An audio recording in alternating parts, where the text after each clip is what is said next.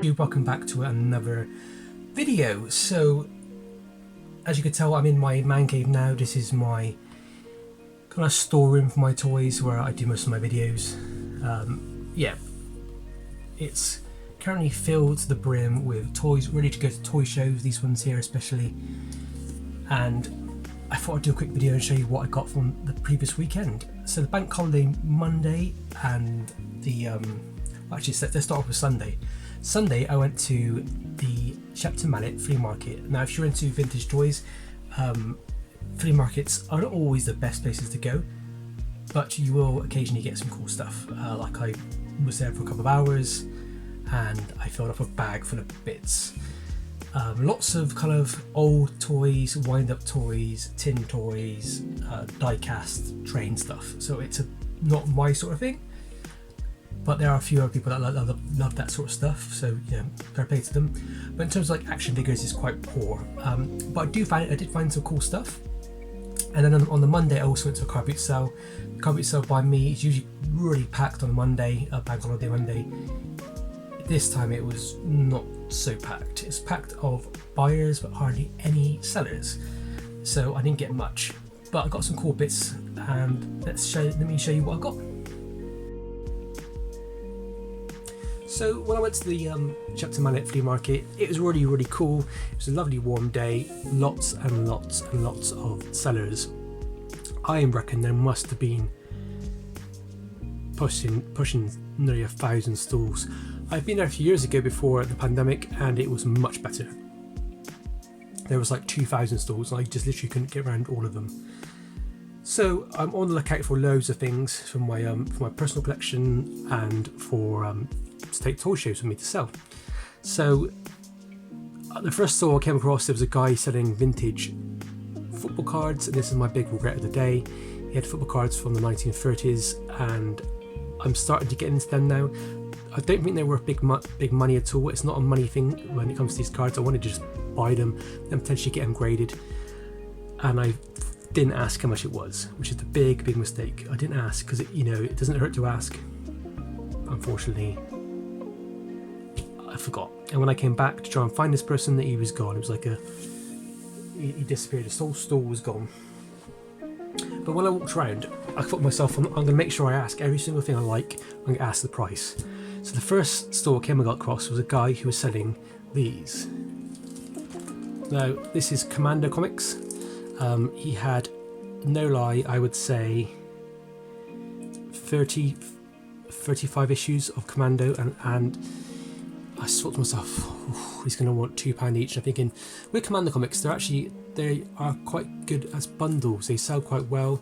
You can get good money on them. I put them into these little poly bags when I was sorting them.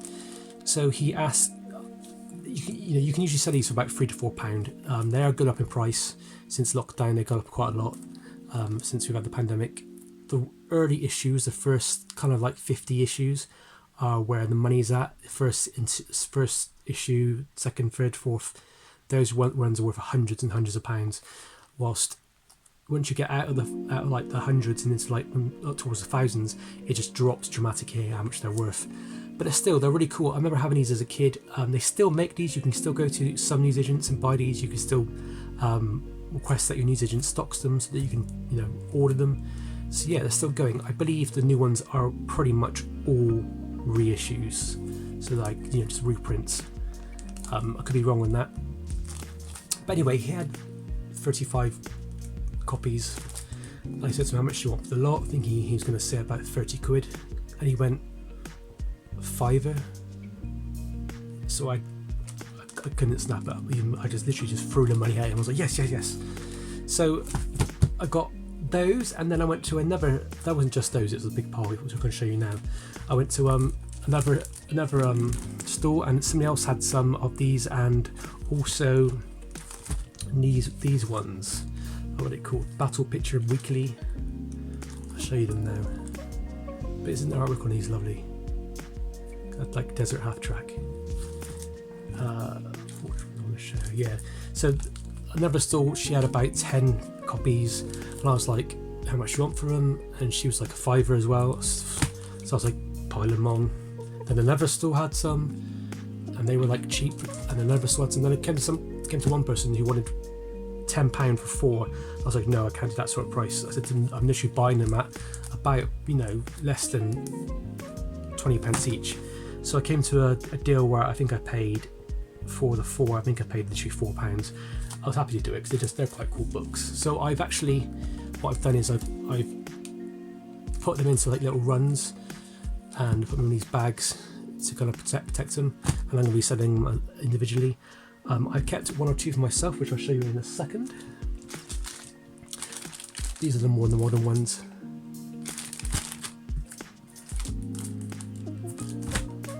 Loads of these are, the artwork is beautiful in these things. These are the battle picture ones, kind of similar sort of book to Commando. I believe these were originally printed in the 50s and early 60s, and they stopped, and then in the late 70s these were reproduced. There's number 2, issue number 2. Unfortunately, I don't think this book's worth that much as I thought it was worth. I imagined if Commando was worth, you know, like £200 for book number 2, I thought book number 2, War Picture Library, would be worth like 40-50 quid, but it's not. It's a reprint, a 70s reprint of a 50s book, so it's not really worth much. More Commando. This is a nice one. This is 710. I rarely get the ones below the thousands, so it's always nice to see them. There's a nice Japanese person on the front, Japanese soldier. My favourite ones were always ones when they were searching for gold, you know, digging up some treasure. I'm not really a fan of the plain ones, which is not really my thing. Loads and loads and loads. The artwork is just incredible, isn't it? Absolutely amazing. It's a real shame that these sort of artists, I mean, they're probably still around, but they have no real purpose anymore, because sadly model kits of World War II stuff and comics and games and stuff, they're just not popular anymore amongst the modern young crowd. That is so cool. Yeah, loads more, loads and loads. Let me try to find these ones here. I mean, I just.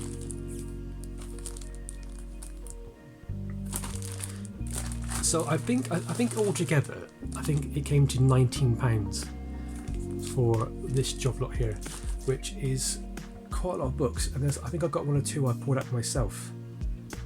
I wanted to keep, including this one here I haven't read yet, which is one where Out of the Future, where it appears a space guy from the future has appeared in World War II with the Australian, New Zealand soldiers.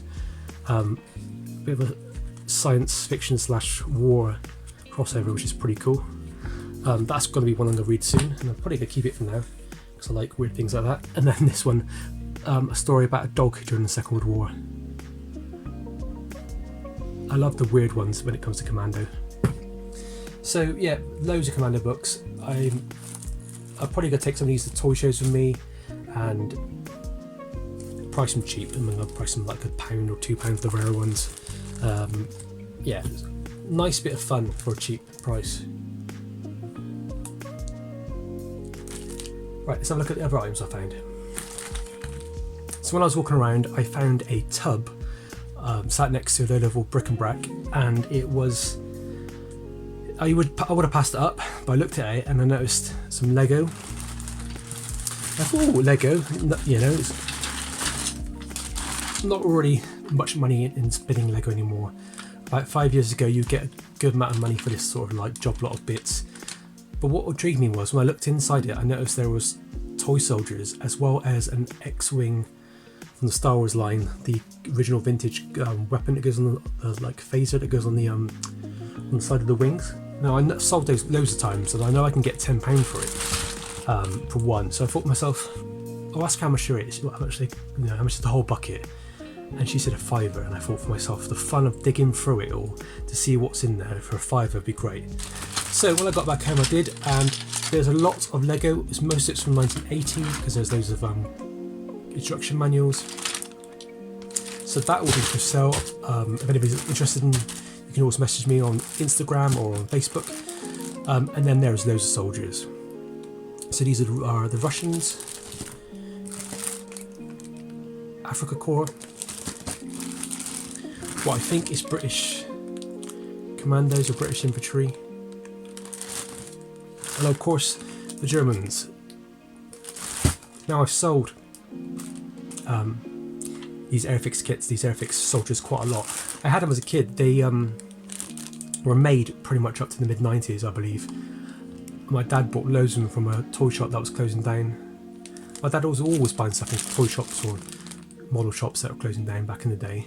Wish we had them nowadays. But yeah, so I thought for £5 that was worth it. There's also a big bag of bits here as well. Broken bits and some Timpo stuff there, but it's nothing special, unfortunately. But for a fiver, I thought that just the fun of going for that box, cleaning them up and sorting them out, it was worth it to me because I love that sort of stuff. And then yes, another store I noticed.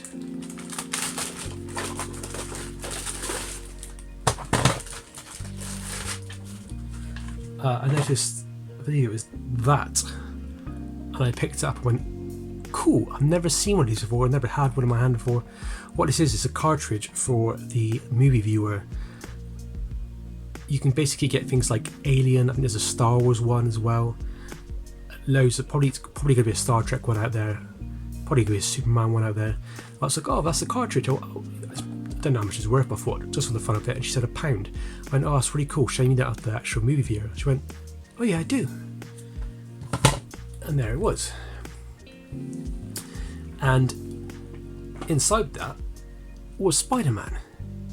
Now how this works is basically you put the cartridge in like this, and then using the viewfinder you look through it and you can start to see stuff. If I can hold it still,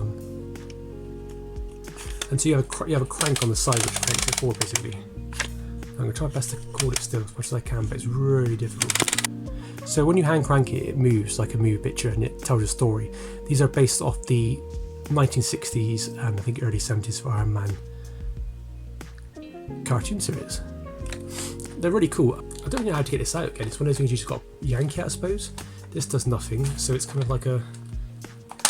like that. Yeah, really cool thing. I kind of wanted to keep it for myself, which is something I might do, but I might have to eventually sell it on. But for £5 it was, worth it all day, just for a bit of fun of it. You get pretty much, it's like getting 2 episodes of a comic book really. The Iron Man one, he fights the Mandarin, and then in Spider-Man he fights the Lizard, and I know it's based on the first ever appearance of the Lizard because I just read it recently. So those are lovely.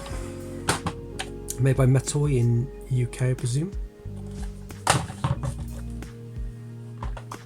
And so, as I was leaving, I went past 2 stalls, and this was on the stall, and it just was like, oh my word, this is a Lone Ranger Rides Again, foreign carded version, as you can tell, accessory set for, I presume, Tonto.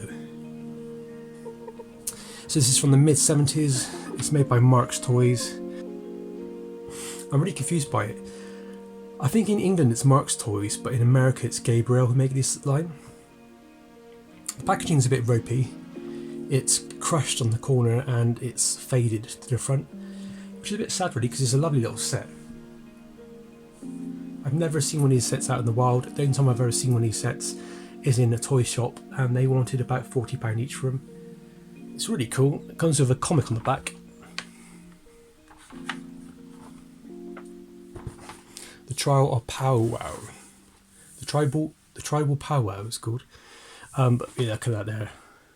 The rest of the vintage line you can get hold of. So I haggled and paid £20 for this one. They wanted a higher price for it, but because it was faded and the damage, I was a bit reluctant. They originally had 35 on it, and I was like, no, don't buy it. It's a waste of money because you're just going to make yourself.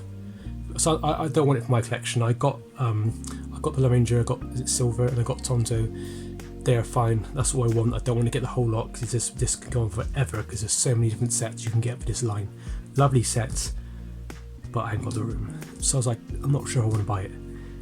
But then I thought, well, if I can haggle it down, and I got to a price I was happy with, because they're packing away. They had so many stuff left, I don't know if they had a good day or not, but £20 was what basically secured that for me. And now my last purchase from Shepton Mallet. I saw this game and I've always wanted it. I'm only going to show part of it because there's a reason why. I'm going to put Wags the Dogger on it. This is the Dad's Army board game. Now down here there is the bit, if you remember in the TV show, the Germans coming up with their insignia. Now that is actually banned on eBay because of that, so I can't really show it on YouTube either because they will demonetize you. So yeah, this set is really cool. It's a great board game. It sells for quite a bit. You can on a good day, on a good point in the year, you can get 50 quid for it. At the moment, it's probably worth about 25 to 30 pounds as a reasonable sell. I paid £10 for it. I wasn't going to pay any more for it because with board games they can be slow sellers, but this is a game I actually wanted for myself to play a bit, so I will be giving this a go, and I'll eventually be taking it to toy shows with me. But yeah, I absolutely love this. This is so cool. There's not much memorabilia from the show back in the day, so to get hold of this, I was pretty lucky. You do see these at toy shows quite a lot, but they're always like £40–50. So that was Shepton Mallet Toy Fair. It's not Toy Fair, sorry. Shepton Mallet Flea Market. They do have a toy fair there.